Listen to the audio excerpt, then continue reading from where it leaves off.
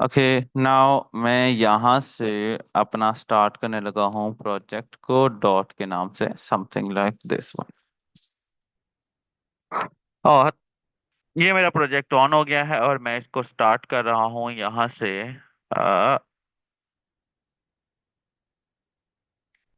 npm start से।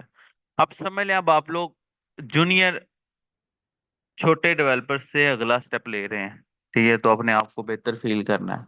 ठीक है, मैक्सिमम प्रैक्टिस यहाँ बैठ के किया करें। और थोड़ा मैं आपको पढ़ा दिया करूँ, टाइम है हमारे पास, अभी कोई मसला नहीं है, एक आधी चीज कम भी पढ़ लें तो कोई इश्यू नहीं है। ठीक है ना।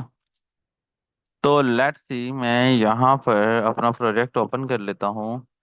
Local host 3000। ठीक है, this one and you can see ये आ गया मेरे पास इस तरह। अब इस प्रोजेक्ट की फाइलों की तरफ देखिए, गौर से देखिए। सबसे पहली बात है नोड मॉड्यूल्स की फाइल। ठीक है, ये नोड मॉड्यूल की फाइल है, फिर पब्लिक की फाइल है, और फिर सोर्स की फाइल है, फिर गेट इग्नोर की फाइल है, फिर पैकेज लॉग डॉट जेसन की फाइल है, फिर पैकेज डॉट जेसन की फाइल है। ठीक है, इस इस चीज को अगर आप लोग समझ गए तो आप लोग 110% एक प्रोजेक्ट बना सकते हैं और इसको समझ सकते हैं। ये नोड मॉड्यूल की फाइल वो फाइल है कि जिस तरह आपके सिस्टम में ये सी होती है, अगर आप सी को डिलीट कर दोगे तो विंडो उड़ जाएगी। हाँ, लेकिन आपका ये वाला डाटा नहीं उड़ेगा। अगर वापस इसमें सी को ले आते हो तो ये डाटा वापस आना शुरू हो जाएगा, शो होना शुरू हो जाएगा। इसी तरह ये रिएक्ट के प्रोजेक्ट का सी है। ठीक है, ये सी या इस नोड मॉड्यूल का फोल्डर, हर प्रोजेक्ट का अपना फोल्डर होता है। इवन अगर मैं ये वाला प्रोजेक्ट आपके सिस्टम में डालूंगा तो ये हो सकता है ना चले। क्यों? क्योंकि आपके सिस्टम में नोड मॉड्यूल का फोल्डर अलग होगा।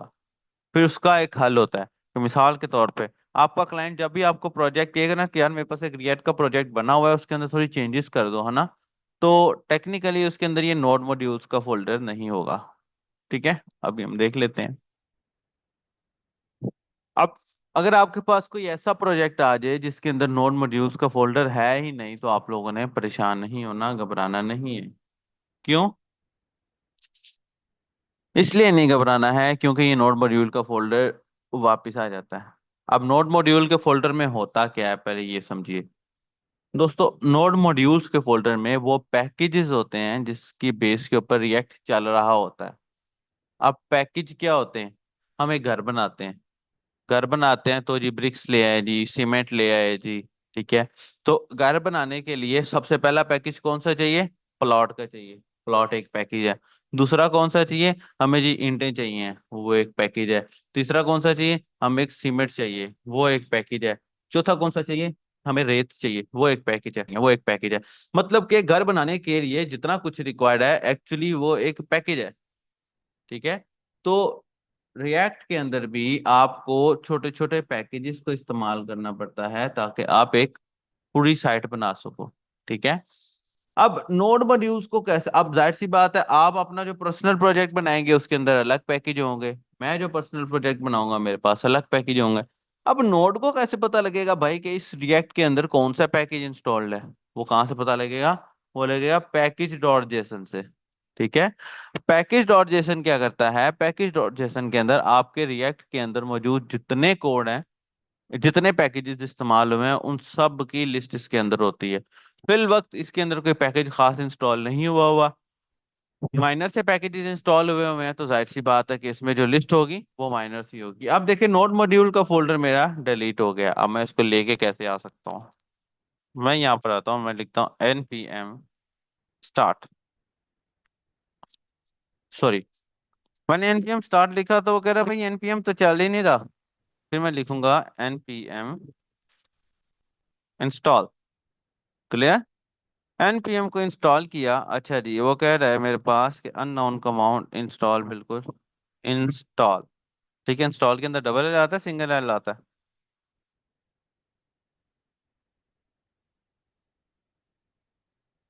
ठीक है, वो देखें मेरा नोड मॉड्यूल्स का फोल्डर वापस आ गया। अब समझ आया? प्रोसेस ने npm इंस्टॉल के बाद क्या किया? प्रोसेस गया पैकेज डॉट जॉसलेशन में। पैकेज के अंदर उसने कहा भाई इसकी डिपेंडेंसीज क्या हैं, जिसकी डिपेंडेंसीज ये हैं, बस ठीक है। इसकी डिपेंडेंसीज यही है। उसने यही डिपेंडेंसीज को उठाया और नोड मॉड्यूल्स के अंदर रख दिया, और ये देखो ये मेरी फाइलें वापस आ गई। समझ आया क्या होता है? क्लियर है? कोई क्वेश्चन तो नहीं है? उसके बाद नेक्स्ट आ जाती है आपका package dash log dot JSON की फाइल। ये क्या करती है? आपके मिसाल के तौर पे असद नाम का पैकेज इंस्टॉल किया है आपने रिएक्ट के अंदर, जो कि इसके अंदर मौजूद है। उसकी सारी की सारी डिटेल ये package dot log dot JSON में होगी, ठीक है। पैकेज लॉग डॉट जेसन का कोई काम नहीं है, जस्ट आपके पैकेज पैकेज की सारी डिटेल, भाई ये कहाँ से आया, इसका लिंक कहाँ है, इसकी वेबसाइट कहाँ है, वो सबका सब इसमें डिटेल्स में होगा। आप समझ लीजिए कि आपका काम पैकेज डॉट जेसन के साथ ही है, वो भी आपने अब दोबारा कभी नहीं खोलनी। ठीक है। ये एनपीएम को मैंने दोबारा से इंस्टॉल किया था, आप ये देखना ये मेरा इंस्टॉल हो रहा है। उसके बाद आ जाती है पब्लिक की फाइल। पब्लिक की फाइल के अंदर आपके पास वो आइकन्स मौजूद होते हैं, आपने हेडर फाइलें जो लगानी है वो मौजूद होंगी। और आपको मैंने लास्ट टाइम ये बताया था कि अगर मैं आपको रिएक्ट की डेफिनेशन बताऊं, तो रिएक्ट क्या कहती है? रिएक्ट होती है जी, रिएक्ट क्या कहती है? React is a front end end JavaScript library for building user interface based on component by Facebook. It maintained by Meta and a committee developer. React can be used to develop a single page application. अब single page से क्या मुराद है? हाँ, एक ही page पे, लेकिन क्या फेसबुक एक पेज पे है?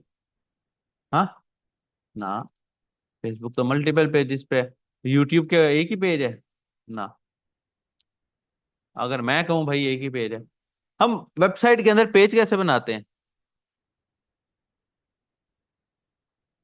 मसलन अगर मैंने 3 पेज बनाने हो, होम अबाउट कॉन्टैक्ट, तो वो कैसे बनाएंगे हम? अब मतलब कि कैसे बनाएंगे? Index dot H T M L, about dot H T M L, contact dot H T M L. तो टेक्निकली अगर मैं यूट्यूब ओपन करता हूँ, तो यूट्यूब में ये वाला पेज कौन सा हुआ? Home dot H T M L का पेज। ये कौन सा हुआ? Shorts dot H T M L. ये subscription dot H T M L, you dot H T M L, profile dot H T M L, ऐसे ही हो गए ना पेज। लेकिन मैं अगर कहूँ कि आप पूरे रिएक्ट में बनाएंगे ये एक पेज,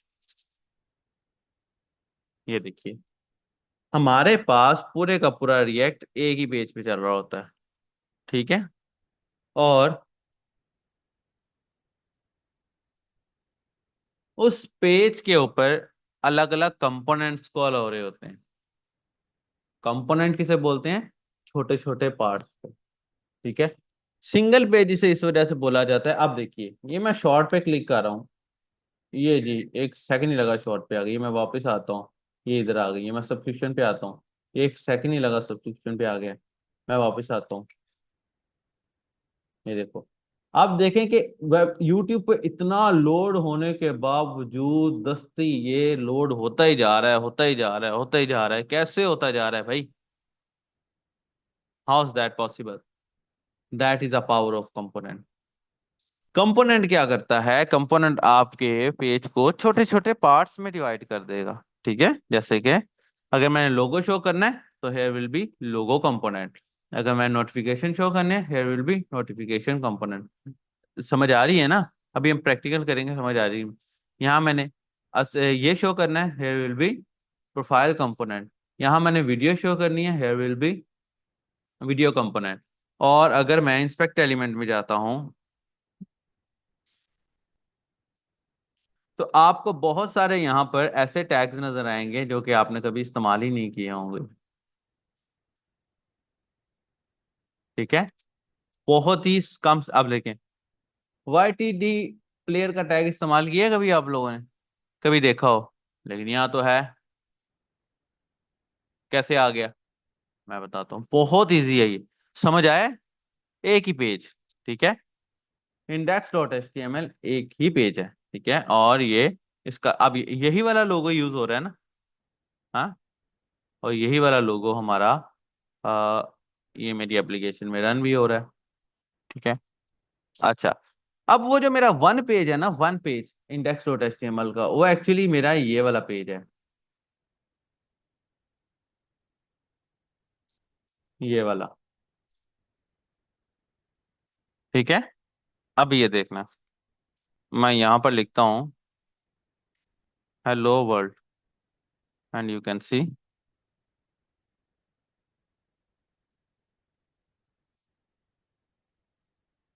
ये खुद ही रीलोड हो जाता होता है, क्योंकि हमने नोड मॉड्यूल को डिलीट किया था, इस वजह से ये रीलोड नहीं हुआ।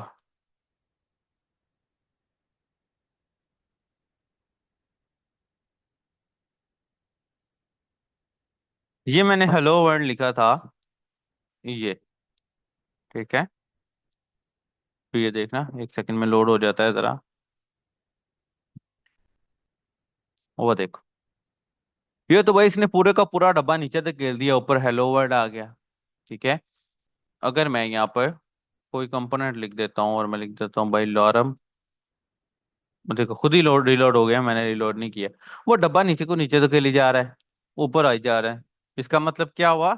इसका मतलब ये हुआ कि हमारी पूरी की पूरी वेबसाइट जो है वो इस डिब्बे के अंदर बंद है। ठीक है। अगर मैं इसके अंदर लिखता हूँ लॉरम, कुछ भी नहीं हुआ। अगर मैं इसके अंदर लिखता हूँ असद मुख्तार, कुछ भी नहीं हुआ। बैकएंड पे कहीं ना कहीं शो हो रही है, अभी जैसे रिफ्रेश किया था वो शो हुआ था ना, ये रिफ्रेश किया वो शो हो रहा है। ये देखो, ये वो पीछे, ये इधर देखें, हो रहा है ना शो। हो कुछ भी नहीं रहा भाई, क्यों? क्योंकि इस डिव को रिएक्ट चला रहा है। That is over main div जिसके ऊपर काम हमारा चल रहा है, और मैं इसको बंद कर रहा हूँ, और मैं अब जिंदगी में दोबारा इस फाइल को नहीं खोलूंगा अनटिल अनलेस मुझे कोई छोटी मोटी जरूरत नहीं पड़ जाती। ठीक है। फिर अब मसला ये आ गया कि सर ये तो मसला हो गया भाई, हमारा पैकेज ही तो, हमारा तो वन पेज वो है और हमने उस पर भी नहीं काम करना। ठीक है ना, एक साइट है वन पेज पे बन रही है, तो क्या अगर उस पे ही नहीं काम करना फिर किस पे करना है? हम काम करेंगे दोस्तों सोर्स के अंदर, कंपोनेंट्स के अंदर। ये सारी फालतू की फाइलें हैं, मैं आपको सारी फाइलें डिलीट करके दिखाता हूँ। ये देखिए, ये है वो मेरा मेन पेज जो कि यहाँ पर शो हो रहा है। अगर इसकी बजाय मैं इसको खत्म कर देता हूँ, ये देखिए ये लगा हुआ है लोगो, और ये लोगो ये कॉल हुआ हुआ है। अब देखना मजे की बात, देखना रिएक्ट की, रिएक्ट इतना फास्ट क्यों है। ये मैंने खत्म किया, कंट्रोल एस, ये मुझे नीचे शो हो गया कि भाई लोगो तुमने डिफाइन तो कर दिया है, लेकिन उसको इस्तेमाल नहीं किया। अलबत्ता या तो उसको इस्तेमाल कर लो या उसको रिमूव कर दो। हम जो एक्स्ट्रा टैग लगे रहने देते थे ना हमारी HTML CSS की फाइलों में, अब ये यूज ही नहीं करने देगा आपको, कहेगा भाई निकालो इनको अगर इस्तेमाल नहीं करना तो। ठीक है, ये लो, मैं निकाल दिया, कंट्रोल एस, वो देखो चल पड़ा है। चलिए पहले भी रहा था, लेकिन वार्निंग के साथ।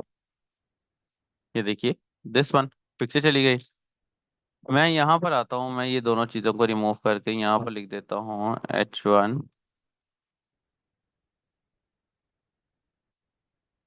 हेलो दोस्तों,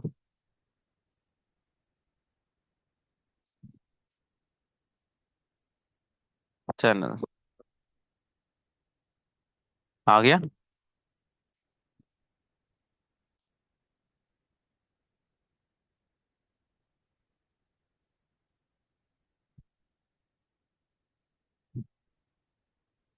आ गया। मैंने रीलोड तो नहीं ना किया, देख रहे हैं ना? मैं यहाँ पर कंट्रोल एस करता हूँ, ये मैं रीलोड बिल्कुल नहीं कर रहा, ये देखो मेरे हाथ ऊपर है, ये देखा, खुद ही चलता जा रहा है। ये इतना फास्ट है कि आप अभी लिख रहे होंगे वहां पर आउटपुट जाती जाएगी जाती जाएगी जाती जाएगी। समझ आया? क्लियर है? फाइल्स की एक्सप्लेनेशंस की समझ आई? हाँ। अब इसके प्रोसेस को देखें। ठीक है।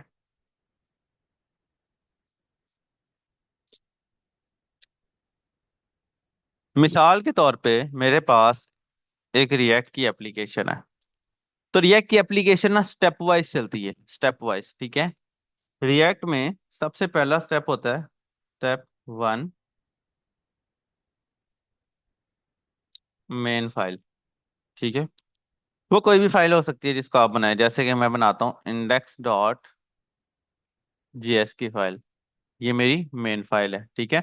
ये इसकी रिकॉर्ड, इसकी लेक्चर की मैं रिकॉर्डिंग भी दूंगा, आप लोगों ने याद लाजमी बार बार इसको देखना है, जैसे आप लोगों ने बार बार रिएक्ट को इंस्टॉल किया है ना, वैसे इसको देखना है। स्टेप टू, index.js की फाइल कहाँ पर जाती है? अपने मेन कंपोनेंट के ऊपर। ठीक है। वो मेन कंपोनेंट क्या होता है? वो मेन कंपोनेंट हमारा सारी की सारी फाइलों को चला रहा होता है। ठीक है। और फिर उसके बाद स्टेप 3, ये मेन कंपोनेंट आपका सब कंपोनेंट को डिवाइडेड करके काम कर रहा होता है। जैसे कि मिसाल के तौर पे ये स्टेप 1 है मेरा दोस्तों, दिस वन index.js। ठीक है, मेरा प्रोसेस है index.js के पास, मेरे प्रोसेस ने बोला भाई मेन कंपोनेंट पे चलो।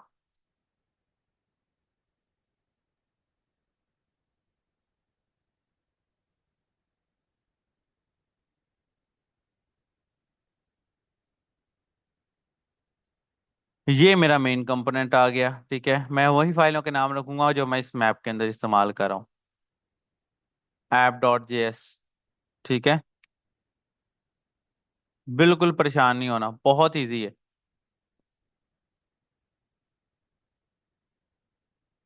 ठीक है, अब ये app.js के अंदर मेरे वो सारे पेजेस होंगे जो मैंने बनाने हैं। जैसे कि मिसाल के तौर पर, जैसे मैंने पहली एग्जांपल दी कि भाई मुझे 3 पेजेस की एक वेबसाइट चाहिए, तो what you will do, this one home का पेज, यहाँ पर देख लो। सीधी लाइन कैसे बनती थी पेंट में?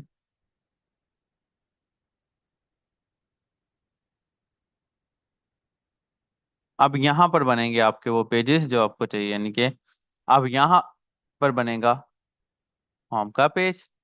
ठीक है,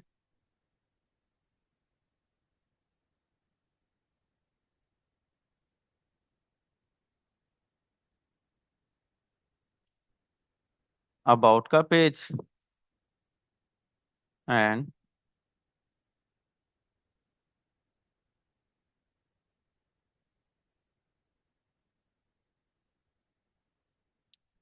कॉन्टैक्ट का पेज।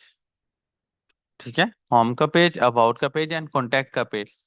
स्टेप 1 पे क्या हुआ, मेरा प्रोसेस index.js पर गया। index.js किधर है दोस्तों, ये है। समझ आया? स्टेप 2 पे क्या हुआ लड़कों, मेरा प्रोसेस app.js पे गया। मेरा app.js कहाँ है, ये है। ठीक है, जिसके अंदर मैं लिख रहा था। स्टेप 3 पे क्या हुआ, अगले पेजेस पे फिर चला गया। वो अगले पेजेस कहाँ है, वो हम बाद में बनाएंगे। क्लियर है? ये तो चीजें सारी थी आपको आपके प्रोसेस को समझाने के लिए। ठीक है, अब हम एक छोटी सी फंक्शनैलिटी बनाएंगे, उसके बाद खत्म। आप लोग अपना प्रैक्टिकल यही पहले की तरह करेंगे। ठीक है, आप लोगों ने रिएक्ट की एप्लीकेशन इंस्टॉल कर ली? कर ली। आपको क्या करना है, आपको ये सारी फाइलें डिलीट कर देनी है। ये आपको एक एक्सरसाइज दे रहा हूं मैं, ये सारी फाइलें मैं डिलीट कर रहा हूँ। सोर्स के अंदर मौजूद जितनी फाइलें हैं सारी की सारी डिलीट कर दो। ओहो, सोर्स का फोल्डर नहीं डिलीट करना, हो भी जाए तो कोई मसला नहीं है, दोबारा आ जाएगा। अच्छा जी, ये फाइलें तो हो गई डिलीट। प्रोजेक्ट देखूं तो ये तो चलना ही बंद हो गया भाई, क्या लगाऊं इसके ऊपर, ये लो, चलना ही बंद हो गया। तो व्हाट यू विल डू, आपको यहाँ पर आना है और अपनी मेन फाइल बनानी है। कौन सी थी मेरी मेन फाइल वाला इसमें, कौन, index.js। तो मैं यहाँ पर आ रहा हूँ, मैं अपनी फाइल बना रहा हूँ index.js की फाइल। ठीक है, अच्छा एक और काम कर लेना, कंफ्यूजन कंफ्यूजन आपको नहीं होनी चाहिए यहाँ पे। यहाँ पे ना हमने एक फाइल यहाँ पर डिलीट की है, हम उसका कोड ले लेते हैं। ठीक है, उसके अंदर भी काम का ही कोड लेंगे, ज्यादा नहीं लेंगे। ये वाली फाइल थी वो, क्या पता नहीं, ये वाली फाइल थी।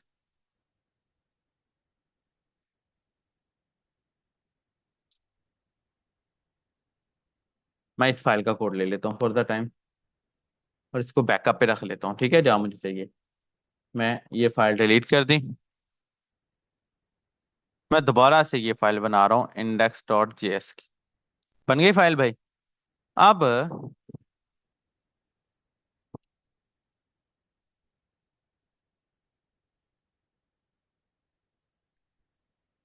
अब देखिए, अगर मैं आउटपुट पे जाता हूं तो यू विल सी कि मेरे पेज पे स्टिल एरर आ रहा है। ठीक है, मैं इसको रिफ्रेश कर दिया एक दफा। यहाँ दो जगह खुली हुई थी। ये पेज तो मेरा ब्लैंक है, ये तो देखो दानिश, ये पेज तो मेरा बिल्कुल ब्लैंक है। ठीक है, अब मैं क्या करूंगा, मैं वापस जाऊंगा और मेरी ये वाली फाइल देखिए। सबसे पहले मैंने क्या कॉल किया हुआ है, सबसे पहले मैंने कॉल किया हुआ है, ये सारी चीजें कॉल किया, मैं ये सारी चीजें कॉल करने की जरूरत नहीं है। ठीक है, मैं यहाँ पर इंपोर्ट रिएक्ट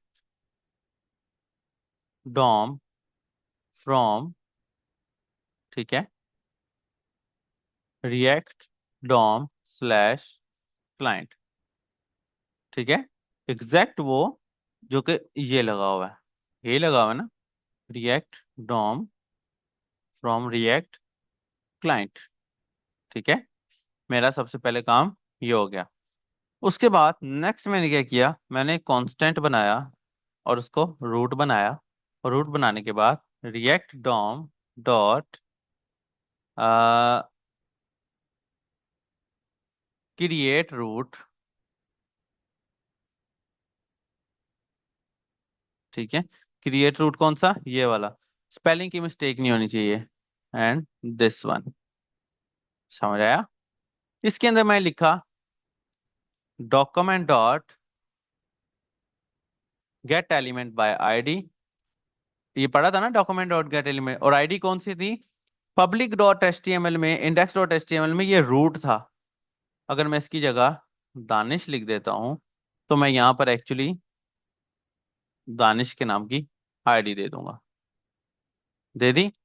आखिरी स्टेप, रूट को पकड़ा, डॉट रेंडर किया, ठीक है, रूट को पकड़ा, डॉट रेंडर किया, और उस रेंडर के अंदर मैंने just H T M L लिख ली।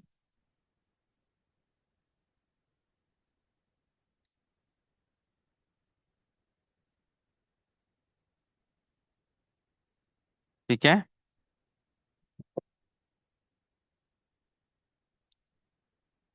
ये क्रिएट रूट के स्पेलिंग मुझे लग रहा है कि गलत है, क्रिएट रूट बिल्कुल स्पेलिंग रॉन्ग है इसके। ठीक है,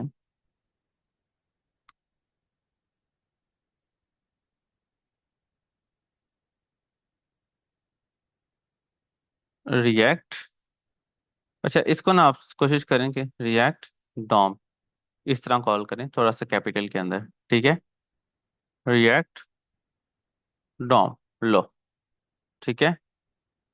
नाउ लेट्स सी, ये नीचे वार्निंग शो कर रहा है, ठीक है, मैं दोबारा से इसको वाई करके ऐसे लिख रहा हूँ और लेके आ रहा हूँ, लेट्स सी कोई वार्निंग तो नहीं आ रही मुझे।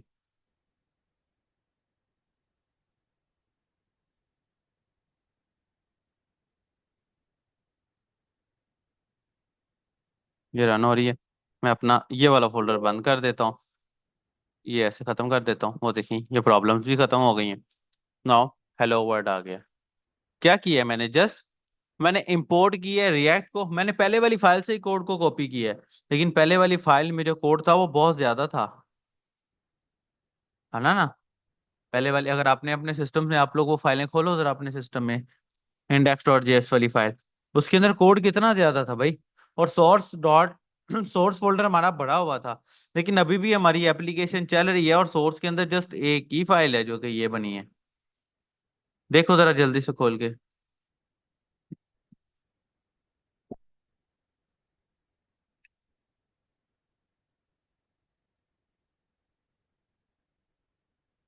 खोल लो भाई, जल्दी से खोलो।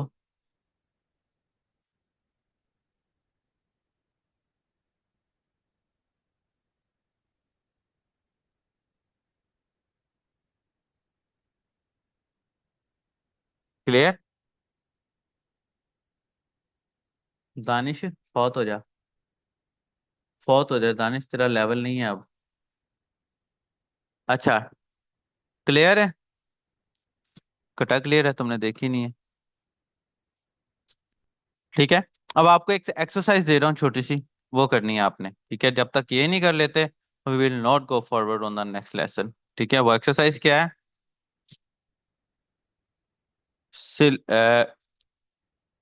रिएक्ट इंस्टॉल रिएक्ट की एप्लीकेशन, जो आप लोग ऑलरेडी इंस्टॉल कर चुके हैं, बार बार आप इसको इंस्टॉल करने की जरूरत नहीं। ठीक है।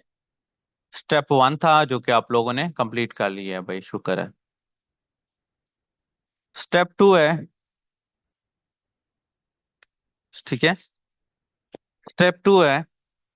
स्टेप 2 के अंदर आपने go to source file, source folder, है ना सोर्स का folder, and delete all files, and सारी की सारी फाइल्स को डिलीट कर देना। ठीक है। क्रिएट index.js, index.js को क्रिएट करना है, and create your first application. First application क्या है? वो एप्लीकेशन जो आप लोगों ने ये हेलो वर्ल्ड लिखा है, तो मैं यहाँ पर लिख देता हूँ भाई, welcome to my first application.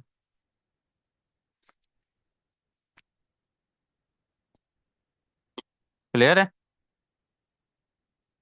और इसके अंदर आपने क्या करना है, फर्स्ट एप्लीकेशन को क्रिएट करने के लिए क्रिएट index.js ओपन की, और सेम यही कोड, रट्टा नहीं मारना है, इसको समझना है। सिर्फ 5 लाइनों का कोड है, जुबानी भी याद कर सकते हैं, लेकिन इसको समझना है काइंडली। ठीक है। ये मैं कंट्रोल C कर रहा हूँ, और index.js के अंदर ये वाला कोड आप लोगों ने लिख देना है। ये मैं आपके सामने स्क्रीन पर ओपन कर देता हूँ, आप लोगों ने ये करना है। ठीक है। जोन सी आपकी रिएक्ट एप्लीकेशन अब आप लोगों ने एक एक दो दो दफा इंस्टॉल कर ली है ना सिस्टम में, है ना? जोन सी ठीक चल रही है, बस उसके ऊपर ये काम करना शुरू कर दो। ये जस्ट आपका 5 सेकंड का काम है, नथिंग एल्स। ठीक है। आपने ये ऑन करना है ताकि आपकी वो एप्लीकेशन रन हो जाए। कीप इन माइंड, ये वाली आईडी वो वाली आईडी है जो आप index.html के अंदर लेके आ रहे हैं। समझ आया? इस चीज का ख्याल रखना है। तो ठीक है, हो जाएगा। ये आपने स्टेप कर लिया, इसको समझ के देन आप समझ लें कि आपको रिएक्ट आ गई है। ठीक है। आपने मुझे करवा के चेक करवा के फिर जाना है।